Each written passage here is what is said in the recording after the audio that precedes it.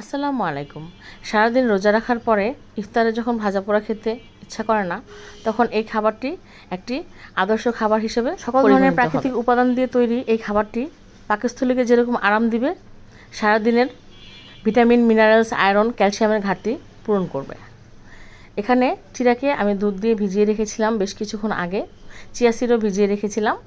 এখন বাদাম, কিশমিশ, খেজুর ভালো করে কুচি করে চিয়া সিডের সাথে চিড়ার সাথে মিশিয়ে দিচ্ছি। এখন দিয়ে দিব আপেল এবং কলা কুচি করে। এখানে কৃত্রিম কোনো মিষ্টি ইউজ করা হবে না, যা সুইটনেস আসবে সবই প্রাকৃতিক উপাদান থেকে আসবে। আঙুর ইউজ করা যাবে, ডায়াবেটিস রোগীরা আঙুর খেতে পারবে না, তাই আমি ইউজ করিনি। আনার ইউজ করা যাবে, আনারের বিজিটা আমার কাছে ভালো লাগেনি, তাই আমি ইউজ করিনি। আপনারা অবশ্যই ইউজ করতে পারবেন। সারাদিন রোজা রাখার পরে উচ্চ রক্তচাপ এবং ডায়াবেটিসের রোগী, প্রেগনেন্সি আপু যারা আছেন এবং বয়স্ক যারা আছেন সবার জন্য এটি আদর্শ খাবার হিসেবে বিবেচনা হবে। এটি আমি এখানে সাদা তিল দিয়ে দিচ্ছি, আর দুধ অনেকখানি সোপ করে নিয়েছি চিড়া, তাই আরও কিছু দুধ এখানে অ্যাড করে দিলাম। প্রাকৃতিক উপাদান ইউজ করে ইফতারের একটি হেলদি, পারফেক্ট, দিল ঠান্ডা করা রেসিপি রেডি। ট্রাই করবেন অবশ্যই। ধন্যবাদ।